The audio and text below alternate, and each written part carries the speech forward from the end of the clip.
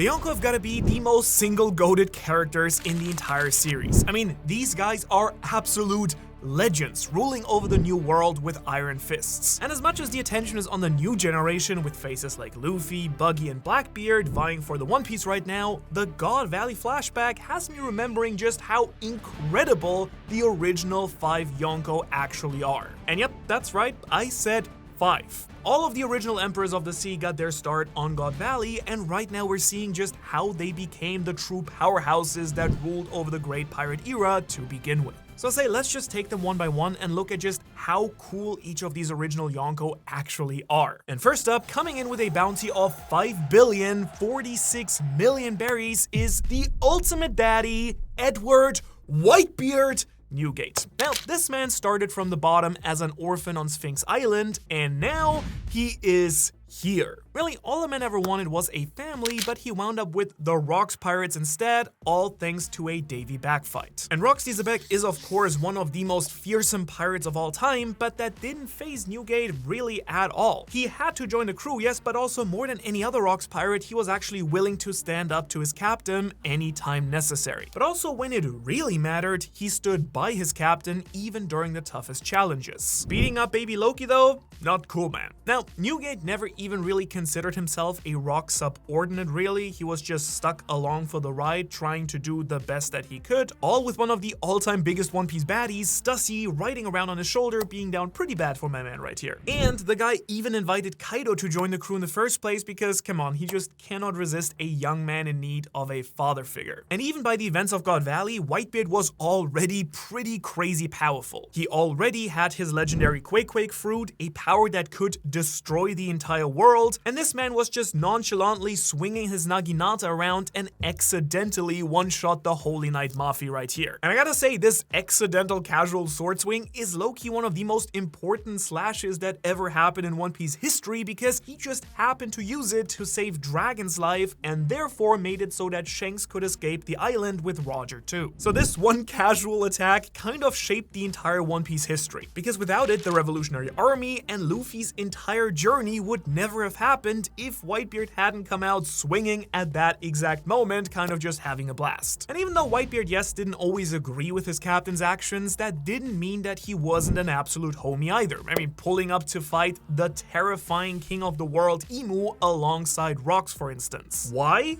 Because apparently he owes the guy a drink. And this is just his origin story we're talking about right now, which, I mean, really blows my mind because isn't Emu supposed to be like the ultimate secret of the world government that no one knows about? Because by now we know that Whitebeard and Kaido literally came face to face with whatever this monstrosity mix fusion thing is right here. So just how much did Whitebeard actually already know about the world or the true history? After all, don't forget that this guy was the one who found Kozuki Oden, one of the only people who can decipher the poneglyphs, before he then left Whitebeard to travel with his biggest rival at the time, Roger. We do know that he knew about the Lunarians based on Marco talking about them on Wano. We do know that Roger told him all about the Will of D before his death too. And then he'd just casually go on to become the strongest man in the world. He'd built his family, a massive crew of 16 divisions with crewmates like Ace and Marco ruling over territories like Fishman Island alongside tons and tons of other allied pirate crews. And proving that he's legitimately One Piece's greatest dad, maybe except Kuma, he even took his dad Captain's son in as a crewmate, treating Marshall D. Teach as one of his own sons, the ungrateful little punk over there. I mean, we all know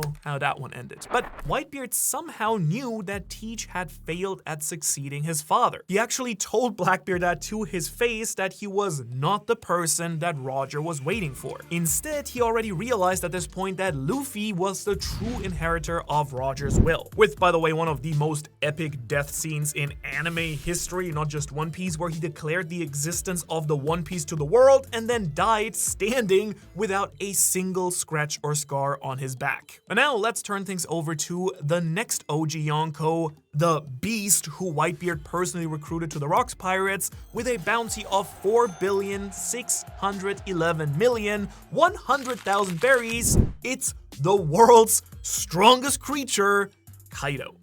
Man, did I have this guy's backstory completely wrong? Because it seems like every single chapter of the God Valley flashback is kind of shaking up how I thought Origin actually went down. Turns out it was completely different. Kaido was basically the hot-headed runt of the litter. He was a big kid, but still a kid nonetheless, looking up to Rocks, Whitebeard, and also Linlin. Don't forget that at the time, Kaido here is just 21 years old. Dude is just getting started in his lifelong obsession with hard liquor, it seems. But more even than a pint of the good stuff, he wanted a cool broken devil fruit, just like all his older, cooler role models. And I think that this is a really masterful little piece of backstory for Kaido right here, because we do know that 38 years later, on Wano, he would declare to Luffy that only Haki can transcend everything. In other words, this dude is stoked for his new shiny little devil fruit, but he's about to learn the hard way that that fruit is not gonna help him much if he can't back it up with some seriously broken Haki too. And bro, this entire time I was just imagining in my head the scene where Kaido was near death and Linlin, out of the kindness of her heart, would give him the Azure Dragon fruit so her poor disciple could make a comeback. Nope. Turns out that Big Mom was just straight up fully planning on giving the dragon fruit to baby Katakuri, which would have, by the way, made Whole Cake Island so different. Just imagine how much more messed up Katakuri's jaw would look with a big old dragon mouth. And so yeah, Big Mom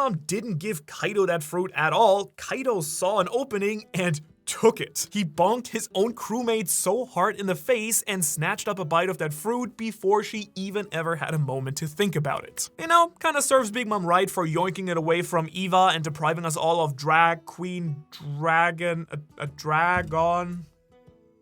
Nah, I'm not getting a good one here. And you know, that's kind of the vibe I imagine from most of the Rocks pirates in general, because we do know that they're all powerhouses with their very own goals who are often at odds with one another, but I expected a little bit more of a tender moment from this one for some reason. But then at the same time, it is kind of this younger sibling, older sibling dynamic, right? You know, I mean, if you've got siblings, you know that this is fairly realistic. But even though some of the crew members are more than willing to backstab each other, it's a little bit more complicated than just that, because you can tell that on some level, a lot of the crew do actually care about each other. I already mentioned Whitebeard standing proudly alongside his captain against Emu, but now that newly dragonified Kaido also just pulled up, and Rocks is just so genuinely excited for Kaido to have finally gotten that cool devil fruit that he always wanted so badly. It's a really cute moment, kind of what I was expecting from the previous scene, but then got here instead. Though honestly, I'm feeling a little bit bad for what's about to happen, because this flashback obviously traumatized poor Kaido. You kinda gotta ask yourself, how did this optimistic, excited young guy turn into a horribly depressed alcoholic that we then see in Wano, right? The man who tries to off himself just for the kicks. The man who wanted so badly to be Joy Boy only to fail. Dude, we're like 2 or 3 arcs away from Wano, and I still want more Kaido backstory to finally see how this beast decided to conquer Wano, building the massive beast pirates, an army of zone users, with the intention of plunging the world into a massive final war. Only the strongest would survive. Oda,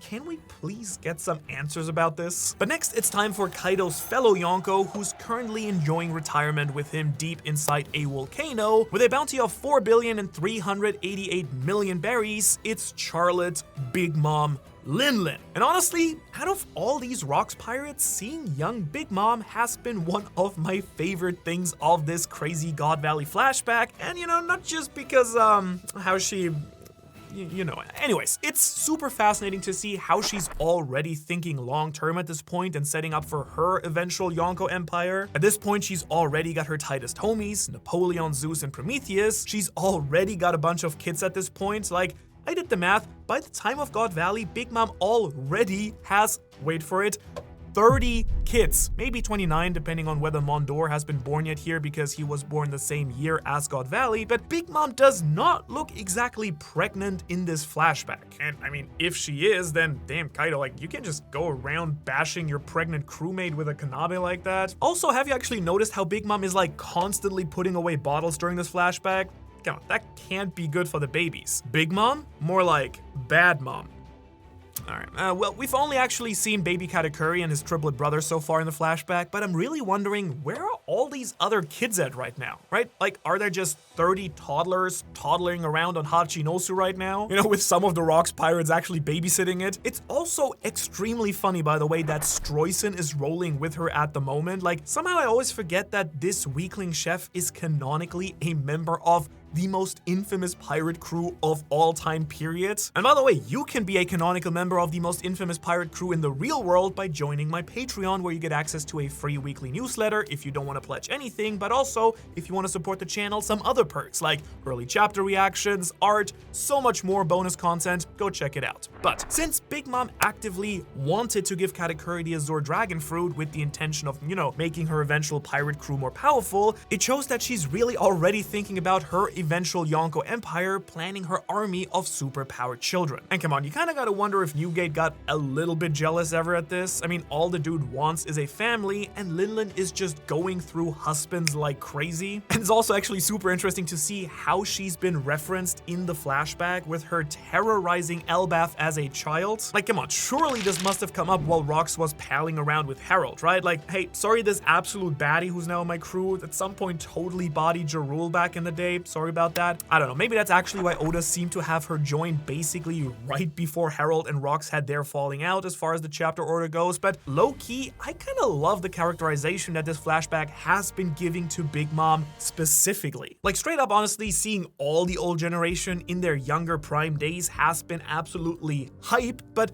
Big Mom in particular somehow is so much more fun and goofy than I would have ever imagined her to be, based on what she later became in the story. And to be real with you, it's gotta be absolutely fascinating to go back and read arcs like Whole Cake Island and even Wano now with a whole new perspective on these characters that we've been getting here. But now I like to pay attention to a character that, in my books at least, might as well have been one of the OG Yonko. And who knows, that might very well happen in a story, but for now, I'm just gonna call him an honorary emperor. That's right, with a still unknown bounty to this day, the Golden Lion Shiki is next on the list. And as a certified Shiki fanboy ever since the Strong World movie dropped, I am living for all the Shiki content that Oda's been giving us in this flashback. But whoa, okay, before I dive into this lurking legend here, why am I even giving this guy Yonko status to begin with? Again, he is not a Yonko canonically, as far as we know at least, but I do think it's totally fair to put him up on the podium with the likes of Whitebeard, Big Mom, and Kaido. Sure, he probably never received the title officially from Mr. Big News Morgans here, but as far as his status goes, he was a way bigger deal in his prime than any of the Yonko, being a chief rival of the Pirate King himself. And I mean, first off, just to get started, just look at this epic panel of the four of them on God Valley fending off some fodder here.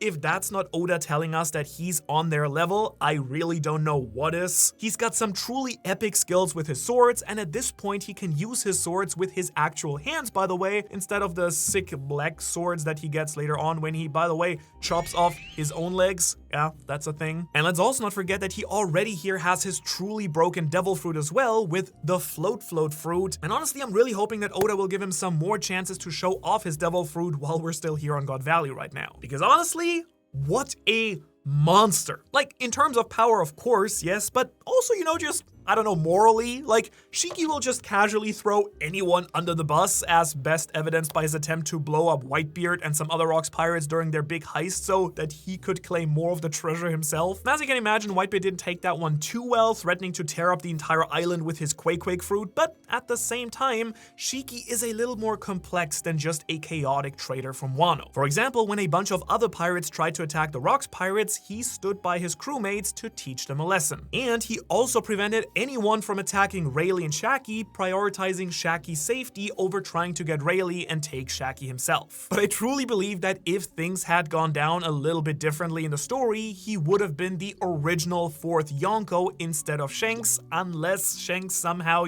followed in his footsteps after Shiki was captured and later escaped from prison. Because just like Whitebeard, he was a chief rival of Roger, even almost defeating him at some point. This man's fleet included 51 divisions at some point after all, significantly more than Whitebeard's 16. They went face to face back in the day in a legendary sea battle called the Battle of Adwar, and Shiki probably would have won too if it weren't for that meddling weather, that storm that kind of saved Roger last minute. Because Roger didn't take out his fleet, a random giant stormed it. But then after Roger's execution, Shiki crashed out pretty hard, going to tear things up at Marineford after learning about Roger's fate. And once again, it took the combined power of both Garp and Sengoku to take him down finally, leading to his imprisonment in Impel Down, and eventually he then became known as the first escapee from the world's most secure prison, cutting off his own legs to get out of his sea stone cuffs and replacing them with his signature swords, which, yikes, I'm happy this is an anime and a manga and we don't have to see this in person, but if this ever happens in the live action, I'm gonna skip that scene, I think. As for what happened after, I mean, all we really know after that is that he hit up his old buddy Whitebeard to try to get him in on his secret plan for world domination, but since then, Shiki's just been kind of lying in wait to make his big move. And since the Strong World movie here is not canon, this legend simply has not been making an appearance in the current timeline at all, it seems. Only exception is maybe this panel in the cover story with someone meeting Crocus, but if he hadn't been in jail all these years, you can bet that he would have claimed a bunch of territory in the New World after Roger's death too. Shiki, the Yonko that just couldn't be one, well, unless Shiki decides to show up finally in an actual present timeline appearance, right? It would be pretty funny if he just hung back until the fight for the One Piece was basically over and then just pulled the biggest Blackbeard move and then just swooped in to claim all the glory. Or maybe he's just been secretly lurking in the shadows all along. Like, was he the one who randomly lifted Capone Bege's ship up into the air here in this very wild panel? Is he gonna join the advisory board of Cross Guild? Or perhaps he's Luffy's mom. Just kidding. Or the man marked by flames. Actually, that one I doubt too, unless the Battle of Ad War made this dude hate storms so much he learned how to make whirlpools himself just for the hell of it. But also in general, unless the Golden Lion shows up very soon in the story, the new era is just gonna pass him right by because now is the time of the new pirates. Which now brings us to the most OG of all the OG Yonko, the one that we met before any other in the story, and coming in with a bounty of 4,048,900,000 berries, it's the hockey man himself, Red Hair Shanks, who, as we now know, was actually, also on God Valley. Honestly, dude, truly, the amount of characters who were at this one event that was supposedly erased from history is kind of insane, since like half of the One Piece cast was just there and can remember it vividly. And it's kind of shocking that when these characters link up later in the story, they're never like, hey, remember that one time we pulled up to that one island where the Celestial Dragons were hunting people for sport and then we fought this demonic god king of the world? Good times. I guess Oda just always cuts away. Anyways, Shanks ain't doing much here on God Valley, of course, on account of, being a toddler at the time, other than getting bonked on the head once, and I do swear that if that bump becomes a Goku deal and he only becomes the nice chill guy we know and love because he was dropped on his head as a kid, well, Oda, let's just say I have some notes for you if that's the case. For now though, I'm gonna keep the faith, I'm gonna go with nurture over nature and saying that Shanks is so chill and nice because of Roger's good influence. I don't know how good that can be, but looks like it worked at least. But more importantly anyways, whoever would have thought in the One Piece fandom a few weeks ago that it was Monkey freaking D. Dragon himself who was the one who saved Shanks from an upbringing by the world's most evil dad, Vigilant Garling. It is really beautifully poetic that Dragon is putting everything on the line to save baby Shanks when the audience already knows that Shanks went on to save Luffy's life in the future instead. Like, mwah, chef's kiss writing. Truly. Can you appreciate just how much reading chapter 1 hits differently in the year 2025, baby? Like, but it's absolutely wild to speculate where things will go from here. I mean, we know that he'll become a cabin boy on Roger's ship, but we also learned, as like a little side note, that he actually spent some amount of time up in Marijoa, even long enough to get what looks like some kind of Holy Knight tattoo on his arm. And I mean, just saying, but his crewmate, Holding Gap here, low-key does resemble Saint Maffy, well, with his sharp teeth and shooting random laser blasts out of his mouth. Did Shanks straight up recruit some other Celestial Dragons to defect the government and join him as pirates on the Blue Sea? It's actually kind of hard to believe that was still in the same flashback. I mean, this is technically still Loki and Harold's flashback for some reason. So eventually we're heading back to find out the truth behind Harold's death, but I really hope that while we're at it, Oda gives us even more Shanks lore. You know, like Shanks versus Loki. For such a foundational One Piece character, there's still so much that we don't know about Luffy's role model. Like, when did he actually scrap with Blackbeard and get that infamous scar? When did he become Mihawk's favorite sparring partner? What was his relationship like with Garling and Shamrock? We also now know that Shanks is half Celestial Dragon and probably half Davy Clan, which could be part of why he's just so unbelievably powerful. Clearly, he still looks up very much to Roger, even using his old captain's technique Divine Departure to one-shot Kid into total irrelevance. And I mean, Shanks has to have one of the most insane hockey feats in the entire series, other than Joy Boy. Let's put him in brackets here if you ask me, because Joy Boy's Hockey Knot is probably the single strongest Conqueror Hockey Blast ever in the story so far.